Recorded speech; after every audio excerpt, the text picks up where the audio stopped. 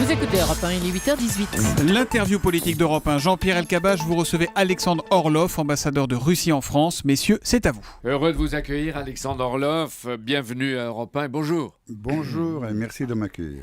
Aujourd'hui à New York, la Russie votera-t-elle la résolution des Nations Unies favorable à une intervention militaire au Centrafrique ?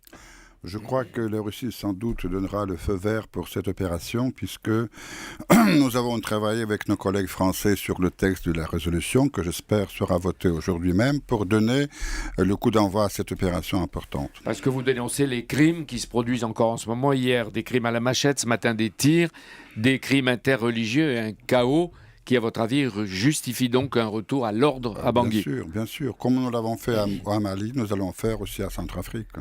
Ça, c'est une instruction du président Poutine. Oh hein? C'est le bon sens.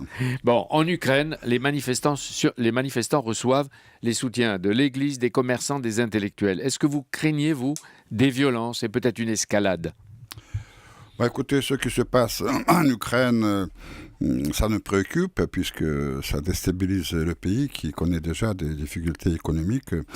Je pense que l'Ukraine, qui est notre partenaire le plus proche, vit actuellement une crise politique importante sur le fond de cette négociation avec la commission de Bruxelles qui a échoué. Mais je suis plutôt optimiste. Je crois que l'Ukraine, comme ça a été déjà par le passé, va surmonter cette crise. Mais Moscou dénonce un coup d'État ou un complot de qui ?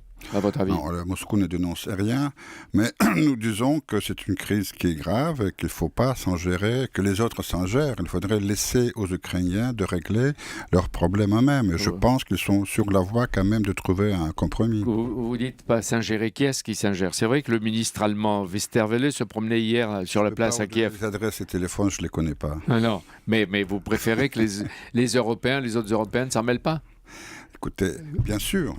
Nous préférons que personne ne s'en mêle dans les affaires des autres. Vous non plus. Nous non plus. Oui. On ne s'est pas mêlés. Oui. Un grand nombre d'Ukrainiens souhaitent que leur pays soit associé à l'Union européenne, monsieur l'ambassadeur. Pourquoi les empêcher d'avoir une envie d'Europe ? Écoutez, personne ne les empêche d'avoir l'envie de l'Europe. Moi, je pense que si vous voulez, l'affaire ukrainienne, c'est vraiment une affaire très importante. Alors, pourquoi ces négociations ont échoué ? Je crois que tout d'abord, ils ont été mal commencés, mal engagés.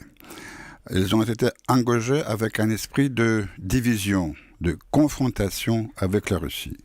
Quand on vous dit, cher monsieur, vous devez choisir entre la Russie et l'Europe, vous voyez que la réponse sera sans doute qu'on Mais est-ce attend. qu'on peut être la Russie ou l'Europe quand on a été une ancienne république de l'URSS ? Bien sûr. Et je dirais, si vous me laissez continuer quelque temps, quand même, je veux vous dire que pour comprendre bien l'importance de nos relations avec l'Ukraine, vous devez vous souvenir que la Russie elle-même est née à Kiev, que les Russes et les Ukrainiens, c'est le même peuple. C'est comme les Bretons et les Normands en France. Alors, on ne peut pas les séparer. Certes, D'accord. ils ont deux États indépendants. Et nous respectons cet indépendance. D'accord, mais pour être vrai avec l'histoire, les Ukrainiens, à un certain moment, eu des souvenirs douloureux de leur rapport avec la Russie stalinienne, l'URSS stalinienne. On ne va pas remonter à 1933. Ça je ne pense Donc, pas. Est-ce que la solution, monsieur l'ambassadeur, ce sont des élections anticipées ? Il y a quelqu'un du pouvoir qui l'a dit ce matin. Écoutez, c'est le peuple ukrainien qui décidera. Mais dans un pays démocratique, tous les problèmes se règlent toujours par les élections. La Russie, elle est omniprésente en ce moment pour participer au règlement des conflits. Est-ce que Bachar el-Assad respecte l'accord de contrôle et de destruction de ses armes chimiques ? Tout à fait. Et ça, il faut dire que Bachar el-Assad est sous contrôle international de l'Organisation d'interdiction d'armes chimiques des Nations Unies. Et pour le moment, tout le monde vous le dira, le processus de la destruction des armes chimiques syriennes va bien. Oui. Et est-ce que vous lui accordez un soutien inconditionnel à Bachar ? Pas du tout, non. Il n'y a pas de soutien inconditionnel à personne. Mais dans cette affaire-là, il joue bien le jeu et il faut le soutenir, bien sûr, pour faire disparaître l'arme de destruction massive. Et les rebelles, vous les voyez agir encore ? Les rebelles, enfin ce qu'on appelle les rebelles anti-Bachar ? Hélas, oui, ils agissent. Et ce qui est grave, qu'il y a des attaques des rebelles contre, par exemple, les lieux saints du monde chrétien. En ce moment. Récemment, Récemment, il y a eu des moines qui ont été pris en otage par les rebelles. Ils détruisent les églises qui font partie du patrimoine de l'humanité. Ce sont des choses vraiment graves. Alexandre Orlov, l'Iran, les 5+1 ont conclu un accord de 6 mois sur le nucléaire iranien. Est-ce que vous croyez que l'Iran est prêt à renoncer au nucléaire militaire ? Oui, bien sûr, il l'a déjà dit, il l'a dit. Je crois qu'avec l'Iran, comme tout pays, a droit à avoir le nucléaire civil, mais le nucléaire militaire, c'est exclu puisque la Russie est le premier pays à intéresser dans la non-prolifération de cette arme. C'est-à-dire que vous dites ici encore, vous le rappelez, que votre gouvernement n'accepterait pas que l'Iran possède la bombe atomique. Jamais. Jamais. Mais quel est finalement l'ennemi actuel de la Russie ?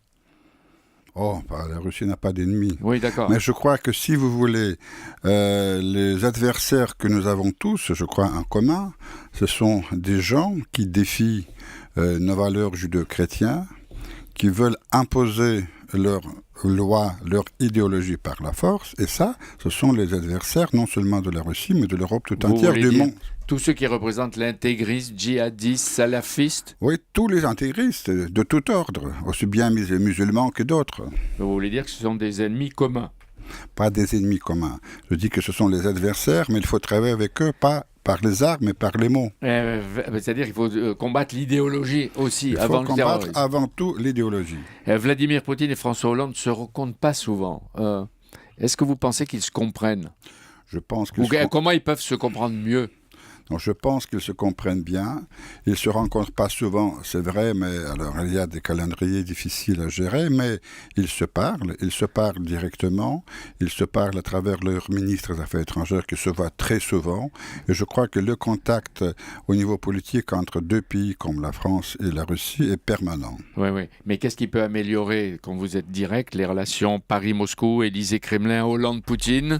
Écoutez, je crois qu'on peut toujours améliorer, mais il faudrait tout simplement que ces contacts soient plus fréquents, peut-être. Ouais. Et est-ce qu'il est vrai, sur notre domaine, comme on le chuchote en ce moment, que le président Poutine va bientôt accorder une amnistie peut-être générale qui pourrait concerner les Pussy Riots ? C'est vrai, nous allons fêter le 12 décembre 20 ans de notre nouvelle constitution. À cette occasion, il y aura une loi d'amnistie qui sera votée par le Duma d'État dans les jours qui viennent, qui va prévoir une amnistie assez générale. Est-ce que Pussy Riot seront sur cette liste ? Ça, je ne sais pas. Vous ne l'excluez pas. Mais je n'exclus pas. Oui. Une dernière chose, depuis quand vous êtes en France ? Depuis toujours. Non, mais vous êtes arrivé la première fois où vous avez mis le pied en France. Vous qui nous connaissez si bien. Le 13 septembre 1971. C'est-à-dire que vous avez vu tous les présidents de la Ve République. J'ai vécu sur tous les présidents. Ouais. Merci beaucoup. Merci Alexandre Orlov, ambassadeur de Russie en France, d'être venu ce matin sur Europe 1. Jean-Pierre, demain, vous serez en direct de Bordeaux. Vous interviewerez Alain Juppé à 8h20 pour l'interview politique. Voilà. À demain.